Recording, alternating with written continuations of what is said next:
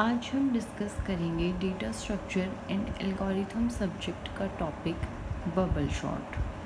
Bubble sort एक sorting technique है। Sorting technique से हमारा सेंस है कि अगर हमें गिवन नंबर्स हैं और गिवन आइटम्स हैं, उनको हमें किसी पर्टिकुलर ऑर्डर में अरेंज करना है, आइदर असेंडिंग ऑर्डर और डिसेंडिंग ऑर्डर, तो हम किसी टेक्निक का यूज़ करेंगे और उस टेक्निक को हम कहेंगे सॉर्टिंग टेक्निक। डेटा स्ट्रक्चर के अंदर बहुत सारी शॉर्टिंग टेक्निक्स हैं, जिनमें से एक शॉर्टिंग टेक्निक है, वो है बबल शॉर्ट, जिसको सिंकिंग शॉर्ट के नाम से भी जाना जाता है। जितनी भी एल्गोरिथम्स हैं उनमें से हम कह सकते हैं कि ये भी एक जो इजी शॉर्टिंग एल्गोरिथम है या जो सरल शॉर्टिंग एल्गोरिथम है, उसमें इसको माना जाता है। अगर हम वर्किंग की बात करें कि ये किस तरह से वर्क करती है, तो शॉर्टिंग बबल शॉर्ट के अंदर नंबर ऑफ़ पासेस होते हैं।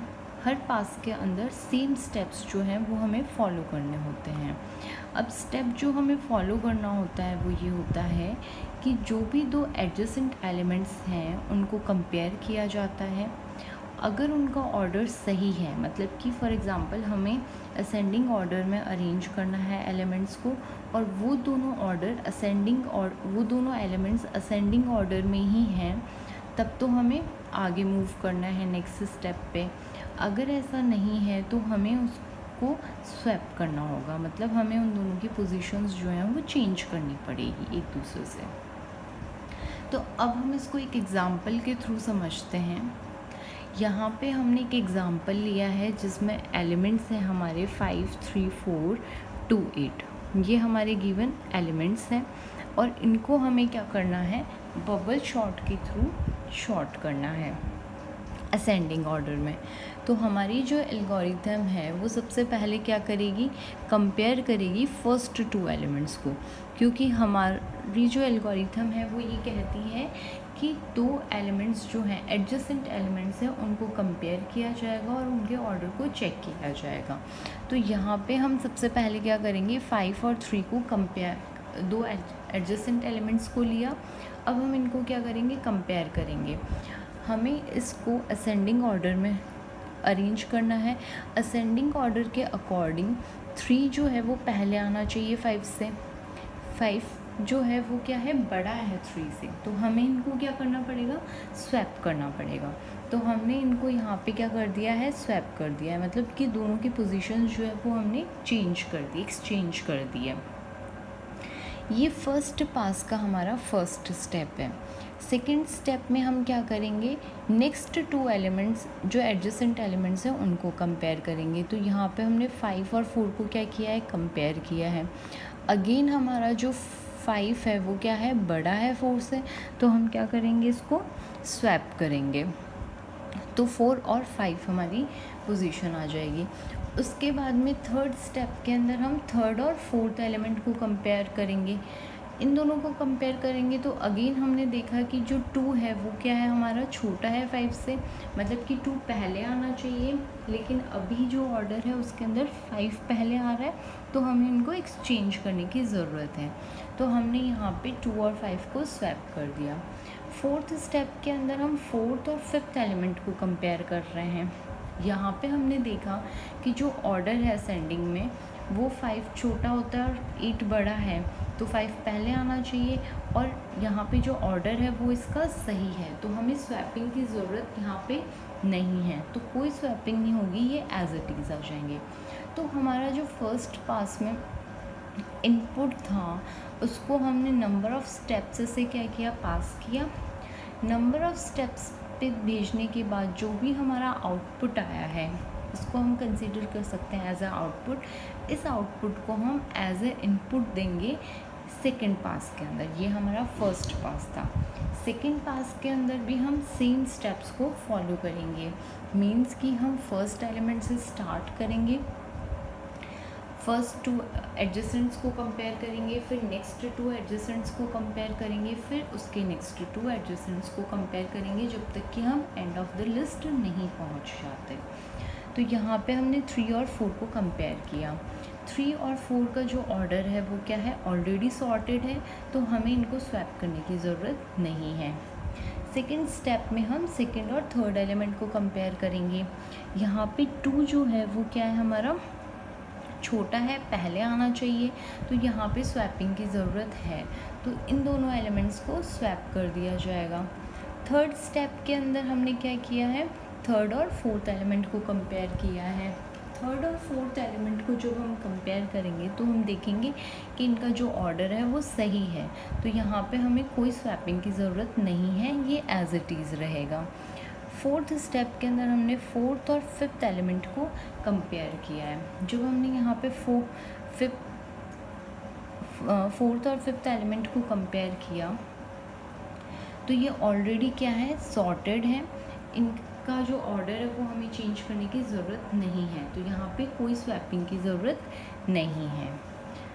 अब ये हमारा था सेकंड पास, ये हमारा सेकंड पास का आउटपुट हो गया। अब हम इसको एज ए इनपुट देंगे थर्ड पास के अंदर।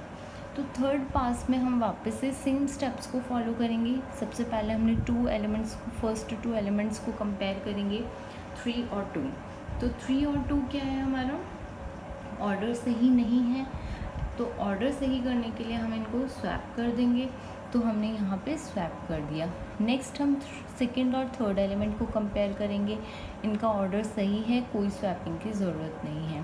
थर्ड स्टेप में हमने थर्ड और फोर्थ एलिमेंट को कंपेयर किया, यहाँ पे भी जो 4 और 5 है वो ऑलरेडी सॉर्टेड है, हमें स्वैपिंग की ज़रूरत नहीं है। फोर्थ स्टेप में हमने फोर्थ और फिफ्थ एलिमेंट को कंपेयर किया, तो फोर्थ और फिफ्थ एलिमेंट भी अपने सही ऑर्डर में है, इनको सॉर्टेड ऑर्डर में है और इनको स्वैपिंग की ज़रूरत नहीं है। तो थर्ड पास में जब हमने ये स्टेप फॉलो किए तो हमें ये आउटपुट मिला। अब हम जब इस आउटपुट को देख रहे हैं तो हम ये बता सकते हैं कि हाँ ये सॉर्टेड है, लेकिन एल्गोरिथम जब तक एनालाइज नहीं करेगी, एल्गोरिथम को नहीं पता चलेगा कि जो आउटपुट आ गया है वो सॉर्टेड है या नहीं है। तो अब जब एरे सॉर्टेड है ये पता करने के लिए एल्गोरिथम को एक और पास रन करना पड़ेगा। अगर उस पास में कोई भी स्वैपिंग नहीं होती है तो इसका मतलब ये है कि जो आइटम्स हैं वो हमारे सॉर्ट हो चुके हैं, क्योंकि स्वैपिंग कब होगी, जब कहीं पे रिक्वायरमेंट होगी। अगर ऑलरेडी सॉर्टेड होंगे एलिमेंट्स तो कोई स्वैपिंग नहीं होगी, और कोई भी स्वैपिंग नहीं होगी तो इसका मतलब जो हमारा आउटपुट आया है वो हमारा सॉर्ट हो चुका है। तो अब हम एक पास और रन करेंगे। इस पास में अगेन हम सेम स्टेप्स फॉलो करेंगे, फर्स्ट 2 एलिमेंट्स को कंपेयर करेंगे, ऑलरेडी सॉर्टेड है, कोई स्वैपिंग नहीं होगी। सेकंड स्टेप में सेकंड और थर्ड एलिमेंट को कंपेयर किया, ये दोनों ऑलरेडी सॉर्टेड हैं, कोई ज़रूरत नहीं है इनको स्वैप करने की। थर्ड स्टेप में हम थर्ड और फोर्थ एलिमेंट को कंपेयर करेंगे, और फोर्थ स्टेप में हमने फोर्थ और फिफ्थ एलिमेंट को कंपेयर किया। तो हमने इस पास के अंदर देखा कि एक भी स्वैपिंग नहीं हुई है, कोई भी स्वैपिंग नहीं हुई है, तो इसका मतलब एरे क्या हो चुका है, सॉर्ट हो चुका है, और हमें नेक्स्ट पास की ज़रूरत नहीं है, मतलब हम यहाँ पे स्टॉप कर सकते हैं, क्योंकि हमें जो आउटपुट चाहिए था वो हमें मिल गया है। अब ये तो था कि हमें फोर्थ स्टेप के अंदर, फोर्थ पास के अंदर हमें आउटपुट मिल गया। मैक्सिमम हमें कितने पासेस को रन करना पड़ता है, फॉर एग्ज़ाम्पल कि फोर्थ पास में भी अगर हमारा आउटपुट नहीं आता तो हमें मैक्सिमम कितने पासेस को रन करना पड़ता, तो जितने नंबर ऑफ़ एलिमेंट्स होते हैं उतने मैक्सिमम नंबर ऑफ़ पासेस होंगे हमारे, उतने पासेस में हमें पता चल जाए जो हमारा एरे है और जो भी हमारे आइटम्स गिवन हैं वो हमारे सॉर्ट हो जाएंगे। अब हम इसकी कॉम्प्लेक्सिटी की बात करते हैं कि क्या कॉम्प्लेक्सिटी रहती है। तो अगर हम वर्स्ट केस और एवरेज केस की बात करें तो बबल शॉट की जो कॉम्प्लेक्सिटी होती है वो होती है order of n²। Let's see कि कैसे होती है। अभी हमने देखा कि मैक्सिमम नंबर ऑफ़ पासेस हमें कितनी चाहिए होंगे, इन केस अगर इन बिटवीन हमें नहीं मिलता है कोई भी आउटपुट तो n नंबर ऑफ़ पासेस चाहिए होंगे। अब एक पास की अगर हम बात करें तो इस पास में अगर हमारे आइटम्स कितने हैं, 5 आइटम्स हैं, और हमने कंपैरिजन कितने किए, 4 कंपैरिजन किए। उसी तरह से अगर 6 आइटम होते तो हम 5 कंपैरिजन करते, 2 एडजेसेंट एलिमेंट्स को करते तो 5 कंपैरिजन करने पड़ते, अगर 10 होते तो हमें 9 कंपैरिजन करने पड़ते। मतलब कि अगर n आइटम्स हैं तो हमें n-1 कंपैरिजन्स करने पड़ रहे हैं, ठीक है। एक पास के अंदर कितने कंपैरिजन होंगे? n-1 कंपैरिजन होंगे। मैक्सिमम पासेस कितने हो सकते हैं?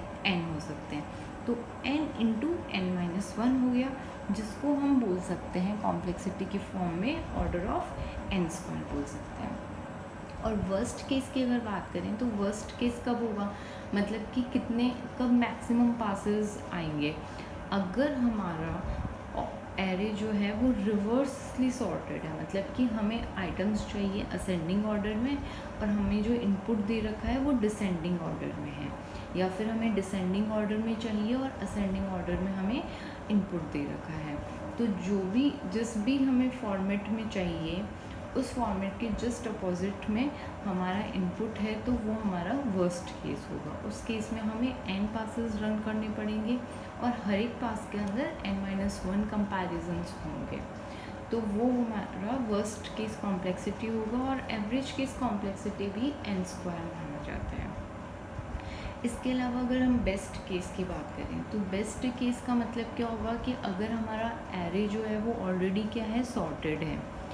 कैसे पता चलेगा कि सॉर्टेड है? हमें एक पास तो रन करना ही पड़ेगा। अगर उस पास में कोई भी स्वैपिंग नहीं हुई है तब एल्गोरिथम को पता चलेगा कि ओके, एरे जो है वो सॉर्ट हो चुका है। तो मिनिमम एक पास तो रन करना पड़ेगा और एक पास के अंदर नंबर ऑफ कंपैरिजन्स होंगे n-1। तो इसको हम कॉम्प्लेक्सिटी की फॉर्म में बोल सकते हैं ऑर्डर ऑफ n। तो मिनिमम जो टाइम है वो ऑर्डर ऑफ n तो लगेगा ही लगेगा, और वो बेस्ट केस होगा। और बेस्ट केस कब होगा? जब ऑलरेडी सॉर्टेड है। अगर हम बाउंड्री केस की बात करें तो बबल शॉर्ट में मिनिमम हमारा ऑर्डर ऑफ n टाइम लगेगा। इसके अलावा ये इन प्लेस भी है और स्टेबल भी है। स्टेबल से हमारा सेंस ये है कि अगर दो सेम आइटम्स हैं, फॉर एग्ज़ाम्पल कि 5 2 बार है हमारे इनपुट के अंदर, तो जो ऑर्डर उन 5 का इनपुट टू स्ट्रिंग के अंदर है वही हमारा आफ्टर सॉर्टेड भी वही ऑर्डर रहेगा, कि जो इनपुट के अंदर पहले जो 5 था वही आउटपुट के अंदर भी पहले 5 आएगा। तो वो होता है स्टेबल।